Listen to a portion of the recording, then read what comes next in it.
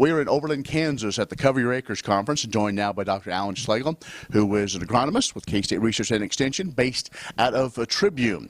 And you're talking about drought-tolerant corn, an interesting concept and one I'm sure that everybody wants to hear the latest about.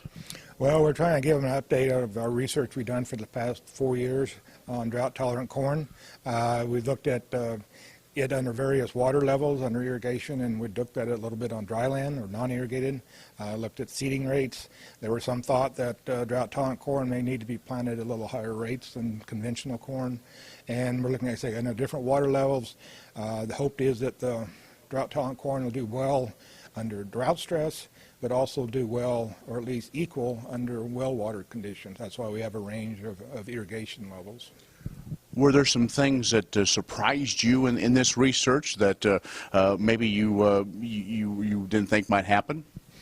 Well, I guess some of the surprise is that the base genetics in the hybrids are extremely important, whether or not it has the drought technology in there, drought stress technology, but the base genetics is kind of the overriding factor. So getting the hybrid that's adapted to the specific region and knowing the proper seeding rate, and they can do quite well. Also, some of the conventional hybrids that do not have the drought-tolerant technology in them are still fairly tolerant to drought.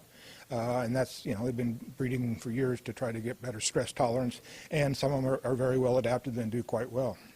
So really, one of the keys is you can take your chances, but best off have maybe that drought-tolerant trait in there if you're in those areas that are primarily rain-fed, or areas that have the humidity levels that would call for that. Or under limited irrigation, either because of restrictions or because of lack of well capacity. So that's the target area for this, and this could give you an incremental difference. It's not going to be double your yields or anything like that.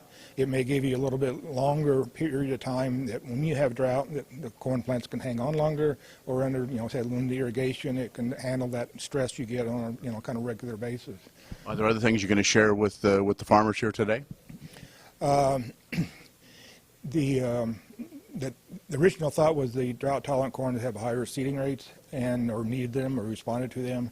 We have not seen that. It seems to be more based on the base genetics. Some hybrids respond to higher seeding rates, some don't.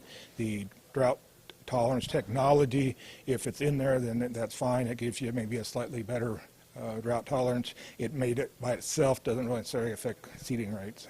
What about the shorter season corn? Did I assume that must have done better? Or did you even go there? Yeah, we did a little bit on hybrid maturities, and we actually didn't see a lot of difference. I think it's there are some of the short season ones do well, some of the long season ones do well, some of the others either long or short don't do as well. So it comes back to more of the specific hybrids versus just a blanket statement of maturities. All right, so I assume this will be an ongoing project to continue to find what's going to work best, especially in those areas under limited water.